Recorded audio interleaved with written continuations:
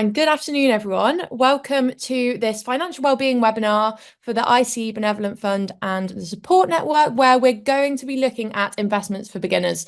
This webinar is aimed at people with kind of little or no knowledge of investing, but with the aim of giving you the confidence to start your investment journey. So Fiona's already done this, but just to introduce myself again, I'm Amy Staines and I'm the Senior Financial Education Manager at Better with Money, and I will be your presenter for today. But just before we start on the content, a couple of notes. So today's webinar is providing information only, so I won't be providing any financial advice, but rather my aim is to give you the tools and the knowledge to make your own decisions about whether investing is right for you.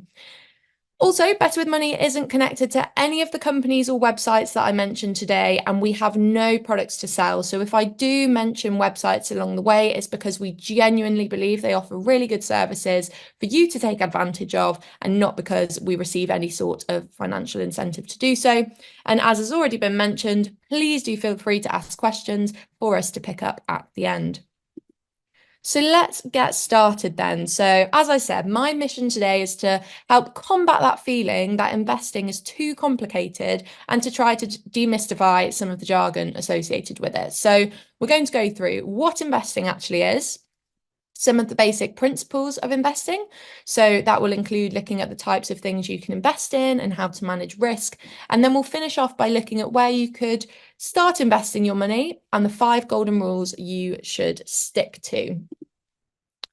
So if I asked you right now to imagine someone who invests, who would you imagine? Would you maybe imagine a man in a suit, fairly well dressed perhaps, fairly well off? That stereotype does tend to be Leonardo DiCaprio in Wolf of Wall Street, which you can see on the slide there. But I urge you to wipe that from your mind, wipe that image totally, because actually anyone can be an investor. And most importantly, that person can be you. But what is investing? Well, in simple terms, investing is the act of committing money to something with the reasonable expectation of obtaining additional income or profit. So in other words, it's taking some of your money and trying to make it grow by buying things that might increase in value over time. Now, growing up, most of us were taught that you can earn an income by getting a job and working hard, and that's what most of us do. But there is a problem with this, because if you want more money, you have to work more hours. But there's obviously a limit to how many hours we can work. And of course, having money is no fun if we don't have any spare time to enjoy it. So you might then consider investing as a way of putting your money to work rather than you. So helping your money to grow whilst you go about your day-to-day life. Now, investing certainly shouldn't be seen as a get rich quick scheme, and there are risks involved, and we will talk about some of those. But by learning the basics of how investing works, it will give you that understanding of how your money can work for you rather than you working for money. And we'll also see as we go through the webinar that investing is usually appropriate to achieve those medium to long-term money goals that we set ourselves. And those are things that are usually at least 5 years away, or maybe even longer term, such as saving for our retirement. So worth keeping that in mind as we go through. So let's look at the basics of investing to help you get a feel for whether investing is right for you. So we're going to look at the differences between cash and investing before exploring some of the patterns we see with investments. We'll look at the different assets you may invest in, including shares, bonds, and funds. And we will then finish off by looking at managing risk. So if we first think about 2 ways of holding our money, so cash or investments. Now, cash isn't classified as an investment. So rather than investing in cash, you are saving it. Now, because the value of cash in a savings account won't decrease, it's deemed to be very safe, which is usually its main appeal. And if you keep your money in the bank as cash savings, you may receive some interest, which is linked to the Bank of England base rate. And typically, if you lock your money in for longer, so in fixed term savings, for example, the bank might pay you a better interest rate as well. And the Bank of England base rate has increased quite dramatically over the last few years. And savings accounts have also seen an increase in their rates as a result. And at the moment, the top kind of easy access savings accounts are paying around 5% in certain places. And having accessible cash is important. And everyone should aim to have a cash emergency fund. And the general rule of thumb is around 3 to 6 months of essential expenditure. And that's so you can access that in case of an emergency. And cash is also good for short-term goals when you don't want to put any capital at risk. So, for example, if you need £20,000 for a deposit on a house, which you are planning on buying in the next few months, it's best to keep that in a cash account where it won't lose value and will be easily accessible when you need it.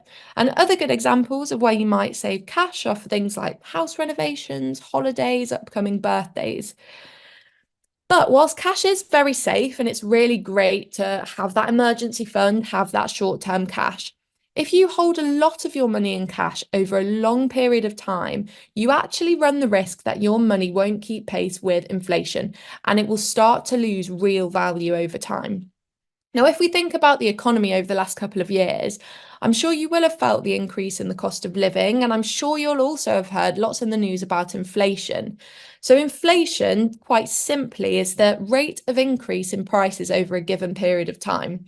And UK consumer price index inflation reached 11.1% at its peak in October 2022, and it's now at 3.2%. Now, high inflation can cause the government to put interest rates up, but another key impact is the decreasing purchasing power of our money, which means that the same amount of money will buy you less in the future, or we need more money next year to buy the same goods as we do today. And so this means we need to find a way of growing our money to keep pace with inflation. And you might think, putting your money in a high interest savings account will do the trick.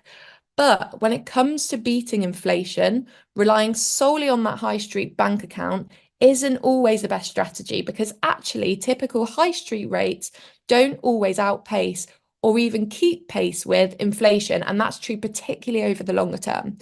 So that means that purchasing power of your cash slowly starts to decline. And this is where investing comes in. So we already know that investing means putting your money into something other than cash in that hope of getting a better return over the longer term. And this can help shield your money from inflation and protect its real value. So when you invest, you're hoping that the thing you invest in will increase in value and your money will be worth more. Perhaps you invest in a property or a piece of art, but often people invest in companies in the hope that their share price will go up. And companies allow this because they need your money to grow their business and to boost their profits, of course, to turn that business into a financial success. And the share price of that company will rise if their service is in demand and the company's doing well, or it might fall if the buyers think the firm will struggle. So investments are linked to the markets. There's no guaranteed rate of return and your money can go up and down. So your capital is at risk and you could get back less than you paid in. But it's this unknown return and the potential to lose money that often puts people off. But actually, it may become a little less daunting as you understand more about how investing works. And the first golden rule of investing is that time is key. And investing for the long term and for those long-term goals can actually make sense because actually historically, looking over 10-year periods, investing in the stock markets has always outperformed cash returns. So with that in mind, let's look at some investment patterns a bit more closely. So if we look at the picture on the right-hand side of this slide, this is an example of someone who saved £1,000 at the end of 2013. Now, if that person put the money in cash in the average bank account over that period, they would have received interest of £167 over that 10-year period, and so ended up with £1,167. Now, in contrast, had that person invested their money over the same 10-year period, but in an average balanced fund, so that's a medium risk fund investing in lots of different companies, their money would actually have grown to £2,200. But you will see along the way that the value of that fund went up and down, and this is known as volatility. And the markets will see disruptions and downturns. And that particularly large dip, which I've circled in red, was actually when the COVID pandemic hit at the beginning of 2020. And this caused markets to fall by around 25% because many people were out of work and the economic situation was really uncertain. Now, other downturns in the market include the financial crash of 2008, the 2022 Ukraine invasion, and these big events will tend to hit those news headlines. But you will see that despite these significant dips, the investment has generally trended upwards over the whole period. And whilst it might not be as widely broadcast, this does show that despite that volatility, markets do usually recover. And if we think again about the COVID pandemic, for example, whilst markets did fall by around 25%, they had fully recovered within 6 months. Now, other factors can also trigger volatility, whether that be on a global scale or a local scale. And a great example was seen with Tesla when Elon Musk actually smoked weed on a podcast back in September 2018. And as a result, two senior people announced they were leaving the Tesla board, and the Tesla stock price dropped 9% in a day. So volatility does happen. And it really is a given. But what is the workaround? Well, quite simply, that is time. And we'll keep coming back to this because it really is a golden rule that the longer you can keep your money invested, the longer you have to ride out market ups and downs. And you'll see on the slide there that Warren Buffett, who's one of the most successful investors of all time, arguably, summarized it's not about timing the market, it's about time in the market. So with that in mind, then, there are lots of different things to invest your money in, and I've listed some of these on the slide. So the first three we're going to cover in a bit more detail on the next slide, but let's just cover off the other points here. So let's start with crypto. So cryptocurrencies, they're digital currencies and they're managed by a network of computers. So cryptocurrencies can therefore operate without a central authority such as a bank, and they're designed to be free from government control. And as of March this year, there were over 13,000 cryptocurrencies in existence. And some of the more well-known ones you may have heard of include Bitcoin, Litecoin, Dogecoin. And a good comparison for crypto is to actually think about something like an arcade token or a casino chip, where you exchange real currency for that cryptocurrency. And that can be then used to buy goods or services in the place you're in. And that's just like you do when you're in a games arcade. But from an investment standpoint, the value of cryptocurrency can fluctuate dramatically. It's known to be extremely volatile, and you can lose a lot of money very quickly. So it is very high risk. It's also largely unregulated, and as there is, no central authority governing them, this means that you don't have the same protections if things go wrong. So, you may have heard that cryptocurrencies experience, potentially high returns, which might be attractive, but you do also get those corresponding loads and, that additional risk and volatility as well. So perhaps crypto is less appealing to beginners who are trying to gain that confidence in investing. Now, the next point here is the non-fungible token. So these can be things like photos, videos, files, or really anything that can be traded digitally. And the first NFT was a video that was sold for $4 during a live presentation. And digital art is often a good example of an NFT as well. Now, the next point is gold. And of all the precious metals, gold is still the most popular as an investment. It's often seen as a safe haven asset to invest in during times of economic uncertainty. But the gold market is subject to speculation and volatility, just like other markets, and it's very difficult to predict. And like most commodities, the price of gold is driven by supply and demand. And finally, property. Probably more self-explanatory. Individuals or companies buy property in the hope that it will provide perhaps a rental income or increase in value over time to give them a return on their money. So that's a few of the assets you might invest in, but let's now discuss a few more. So stocks, bonds, and funds. So these are the types of assets that you usually have the opportunity to invest in through your workplace pension scheme. So a stock. You might hear this referred to as a share or an equity, and this is when you buy a small slice of a company. And if the company does well, you'd hope the value of your share will increase, so your shares are worth more. And each company has a given share price, and that price does go up and down depending on various factors, just as we've already alluded to. And if that share price goes up, then each share is worth more, and if it goes down, each share is worth less. And sometimes companies actually also share their profits as well. And this is a payout known as a dividend. So this is another way of making money on shares when you invest. So there's either that growth in the share price, or there's that profit distribution known as a dividend. Now, another common asset to invest in is a bond. So bonds are issued by companies or governments when they want to raise money, but they're quite different to shares in that you don't own a portion of the company, but rather when you're buying a bond, you effectively loan that company money. And in return, they agreed to pay you back your loan by a specific date and also will pay you interest along the way, often twice a year. And that amount of interest you get is specified as a percentage right at the outset, and that is called a coupon. Now, if that bond is issued by a government, it's called a gilt. These are considered relatively low risk because the UK government is unlikely to collapse. It's deemed very safe. Whereas corporate bonds, so they're bonds issued by companies, they can come with more risk depending on the corporation. So really established, financially secure institutions might be deemed to be pretty low risk. But actually, if you buy bonds from lesser known, lesser established companies with less security, then that risk is deemed higher. But that might mean you get paid more interest. And with almost all investing, risk and returns are directly linked. So the more risk you take, the higher the potential returns. So in the case of a bond, perhaps the higher interest. But there's also a bigger chance, a bigger likelihood that you might not get back as much as you've put in. Now, the last point on this slide is a fund. So funds pull together money from lots of different investors. They hold a variety of different assets, including shares and bonds. And because that money is pulled together from different investors, they're actually classified as what we call a collective investment. And an experienced fund manager chooses which assets to buy and invest money on your behalf. And because funds usually hold a large range of investments, it actually means you're not putting all of your eggs in one basket. And spreading that money across a variety of different things is known as diversification, which is intended to help spread the risk.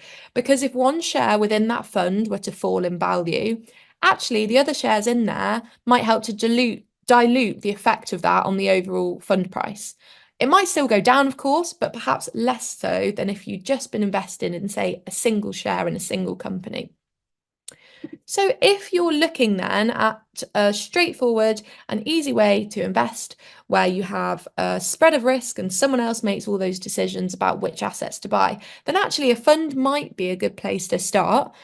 Of course, having that service does come at a cost, and there is a fee that fund managers do charge. So where you hear the terms annual management charge or fund management charge, this is the cost of actually managing that fund, and it's often quoted as a percentage of your fund value.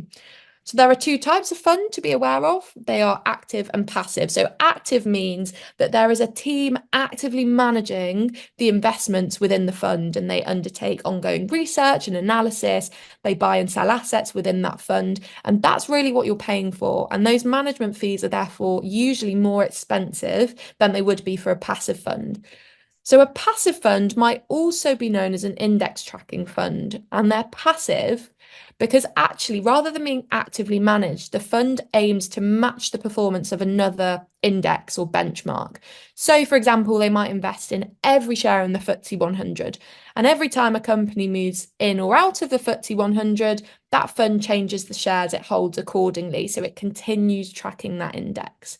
And the fees for this are lower because they generally require less day-to-day management, and it's also mainly automated and done by computers as well. Now, funds might often have themes. So that means all of the assets within that particular fund might be loosely related in some way. And there are some examples on the slide here. So they might be sector driven. So, investing in retail companies or tech or manufacturing. They might be geographically driven. So, linked to assets in developing countries, or as we've just said, the FTSE 100. There's also a thing called an ESG fund. So this is environmental, social and governance. And a fund which is focused on ESG might only include companies who are actively changing their working practices, for example, to address things like climate change. So just to give you a bit of an idea of the different types of funds out there. And actually, if you want to spread your risk further, then you could look to invest in multiple funds. And this actually makes up what is known as your portfolio. So if your portfolio is a mix of funds, then in theory, if one fund doesn't perform quite as well as you'd hoped, the other funds might help to keep up the average performance. And this is another example of diversification. So you'd hope that your return will be less impacted if one fund performed more badly because you're spreading that risk. So we've talked then about that concept of diversification and how investing in multiple assets or funds can help you manage that investment risk. But what else can you do to manage risk when investing? So the next on the list is pound cost averaging, which is a bit of investment jargon, but let's just break that down. So pound cost averaging is basically when you drip feed money into your investments on a regular basis. But let's explain this by putting some numbers on it. So for example, if you were to invest a lump sum of say £5,000, you put that into an investment in one go when the market is at an all-time high. And if that market were to drop, that means your full £5,000 is exposed to that drop. If we compare that to investing, say, £1,000 per month over 5 months, so we're still doing that full £5,000, but in this case, you will probably invest whilst the market is at different points because you're investing at different points in time. And this actually helps level out the prices at which you buy into the investment, so you're actually less exposed to fluctuations in the market. But we can't predict when the markets will go up or down. And it's really difficult to say whether you'd be better off putting in a lump sum or drip feeding it in for your particular investment. And it does generally come back down to you and your specific circumstances. And really investing at a time that suits you. And actually, if you're investing for the long term, as we've alluded to already, then both approaches have proven to get good returns. And by long term, just as a reminder, we're talking at least 5 to 10 years to ride out those fluctuations. But we're coming back to the point that time is key, and investing for the long term gives more chance of riding out that volatility. And the next few points also allude to this. It's talking about, not panicking and urging you not to disinvest when markets fall. Because actually, if you see markets fall and you try to take your money out of your investments, all this will do is consolidate your losses at that point, and you lose that opportunity for your stocks to recover in value. But rather, if you can leave your money invested and allow that time for the market to recover, you may be able to recoup some of those losses. And it's about remembering that markets really are like roller coasters in the short term. And actually, when markets are low, investments may be cheaper to buy. So it might actually be a good opportunity to invest a little more, and you will get more for your money. And as markets recover, hopefully your investments will rise in value. But let's just apply this to a real life situation, so pensions, and they actually take advantage of all of these things. So pension default funds are usually highly diversified because they invest in numerous different assets. And as you usually pay money into your pension every month, this takes advantage of that pound cost averaging because you're drip feeding money into your investments.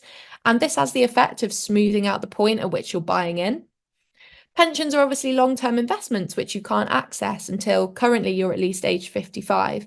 And given that long-term nature, you'll be buying some units when the markets are lower, some when they're higher, but generally you're smoothing out that point at which you're investing. So a good example.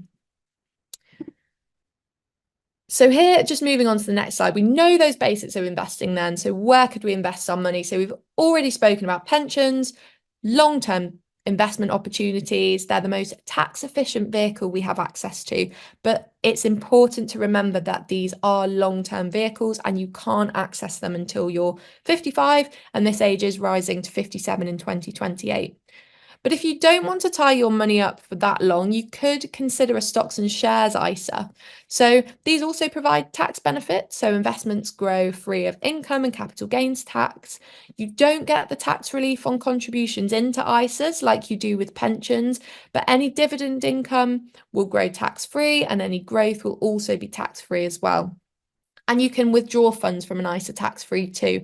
So you can contribute up to £20,000 into ISAs each tax year, and you don't need to declare those on your tax return. So it's a good thing to have a look at. It's a good thing to potentially research, see what providers are out there. And I've linked at the bottom of the slide a couple of links. So Money Saving Expert, they have a really good ISA comparison site. The second link is all about investing for beginners.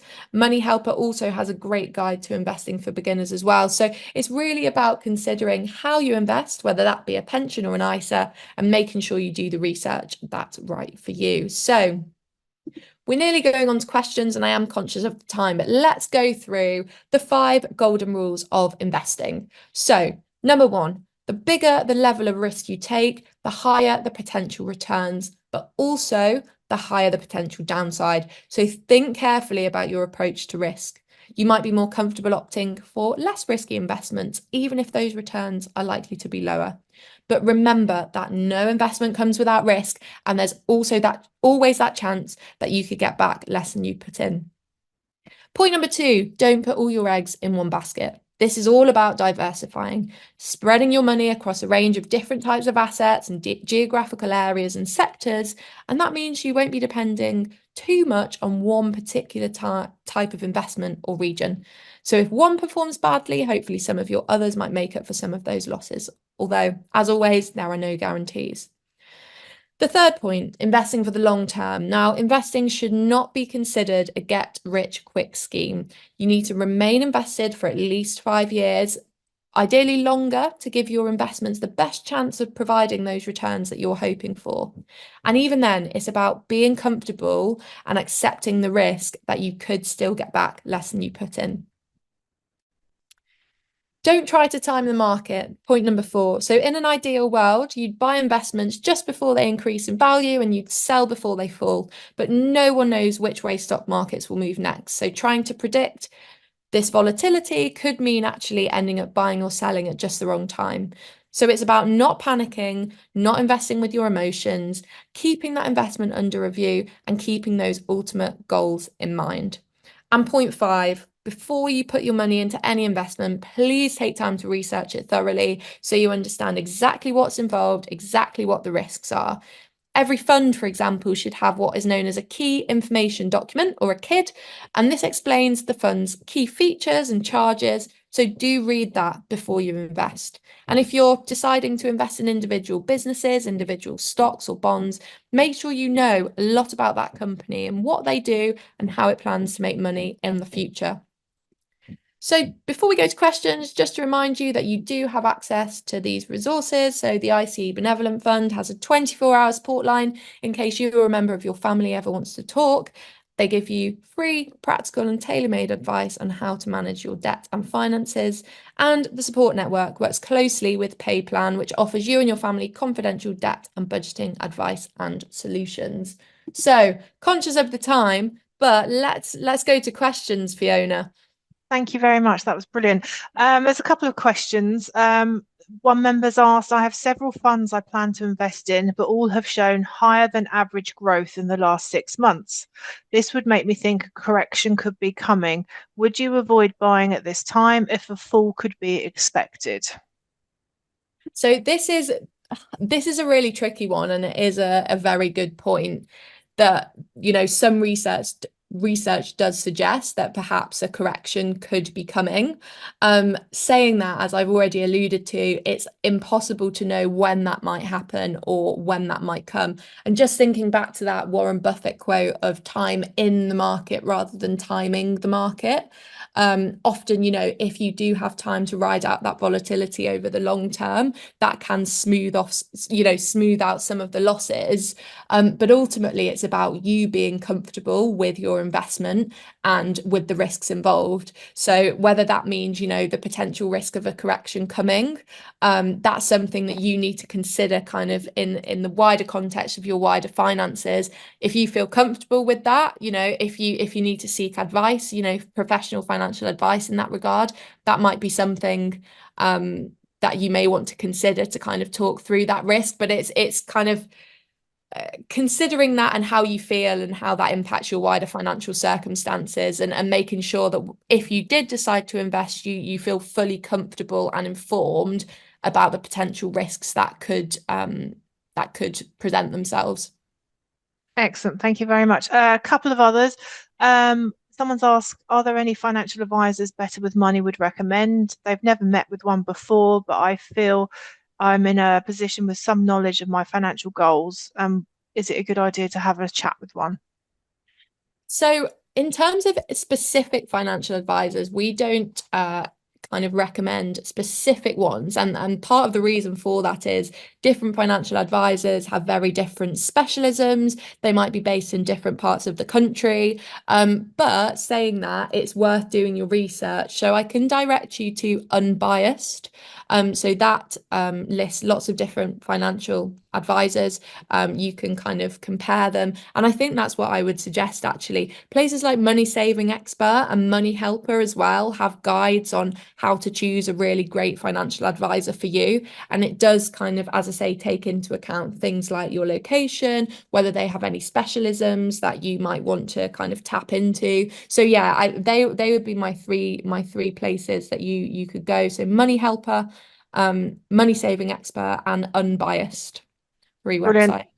Very conscious of time. Maybe we can just squeeze one more in very quickly. The ones that haven't been answered, we will pop on the email with the recording of today's session. So there's one here. Can you hold a combination of different types of ISAs? I have a lifetime ISA, and I'm unsure if I can also open a stocks and shares ISA, and is one better than the other?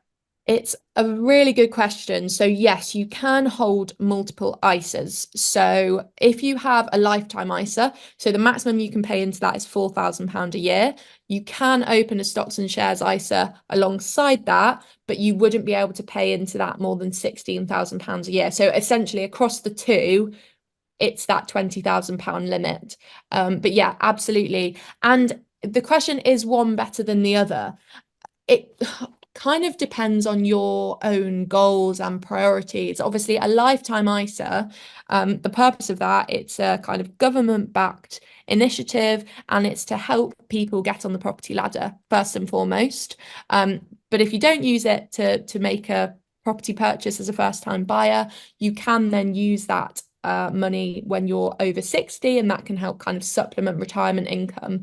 But if you don't use a lifetime ISA for one of those things, you will actually pay a penalty when you withdraw that money. So if you're, saving for a property and actually you want to make the most of that lifetime ISA, you want to receive that government bonus, then absolutely explore the lifetime ISA.